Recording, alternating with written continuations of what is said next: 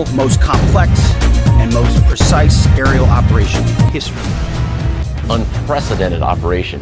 እነ ጠቅላይ ሚኒስትር አብይ የለቀሟቸው ቦምቦች በመቶዎች የሚቆጠሩ ቦምቦች በየከተማው ሲለቀም ኖረናል።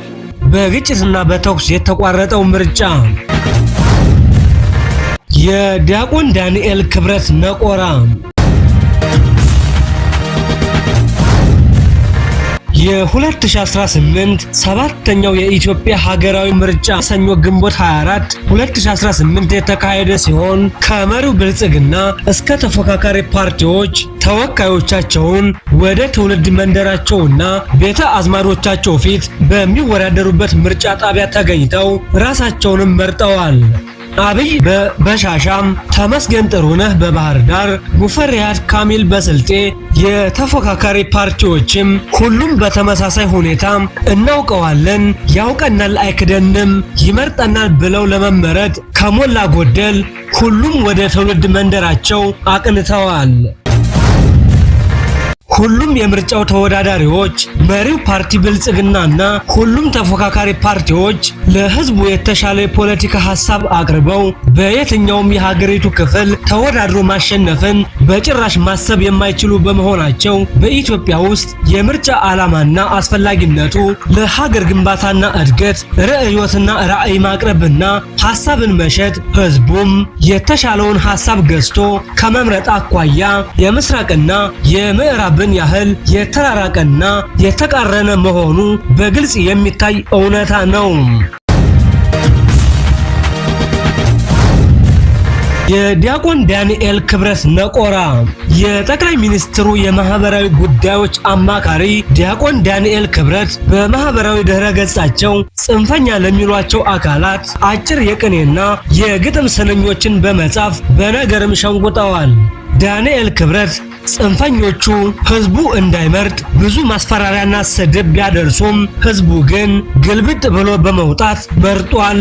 በዛሬው ምርጫም ጽንፈኞቹ ሳይቀር ተደንቀው እጃቸውንም በአፋቸው ጭነዋል በማለት በግጥም መልኩ እንዲህ ግልብጥ ብሎ ህዝባችን ሲወጣ ስንት ማስፈራሪያ ስንት ስድብ መጣ አልሰማህም ብሎ ህዝባችን መረጠ ጽንፈኛውም ቀረ እንዳሞጠሞጠ ባንዳውን አልሰማም ዜጋው አመረረ ጽንፈኛው ደንግጦ አፉን በእጁ ጭኖ ያደንቅ ጀመረ በማለት ሐሳባቸውንም አጋርተዋል። እነ ዶክተር አብይ የለቀሟቸው ቦምቦች ጠቅላይ ሚኒስትር አብይ ለሰባተኛው ሀገራዊ ምርጫ ወደሚወዳደሩበት በሻሻ በሄዱበት ስለ ሀገራዊ ምርጫው በተመለከተ ይህ ምርጫ እንዲደናቀፍ በመቶዎች የሚቆጠሩ ቦምቦችን ስንለቅም ቆይተናል። በመቶዎች የሚቆጠሩ ቦምቦች በየከተማው ለመርጨት አቅደው ነበር። ይህ ምርጫ እንዲደናቀፍ በመቶዎች የሚቆጠሩ ቦምቦች በየከተማው ሲለቀም ኖረናል።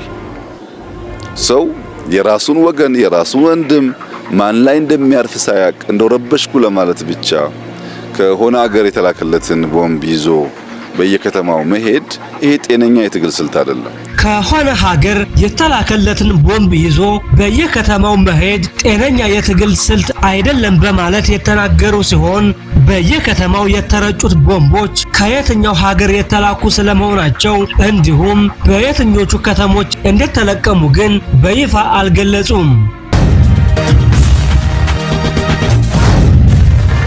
በግጭትና በተኩስ የተቋረጠው ምርጫ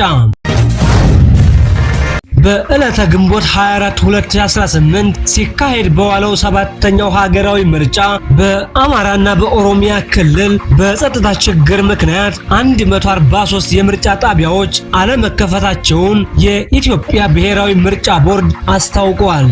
በተወሰኑ የምርጫ ጣቢያዎች የድምጽ መስጠት ሂደቱ ከተጀመረ በኋላ ምርጫው የተቋረጠባቸው ቦታዎችም መኖራቸውንም ቦርዱ ገልጿል።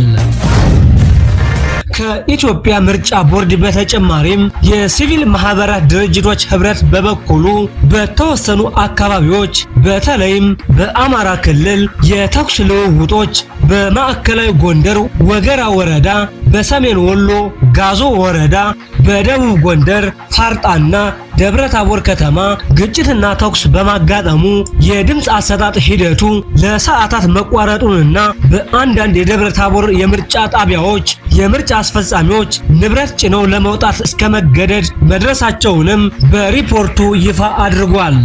ህብረቱ ከጸጥታ ችግሮች ባለፈም የምርጫ የህግ ጥሰቶች በተለያዩ ቦታዎች መስተዋላቸውንም በሪፖርቱ ገልጿል።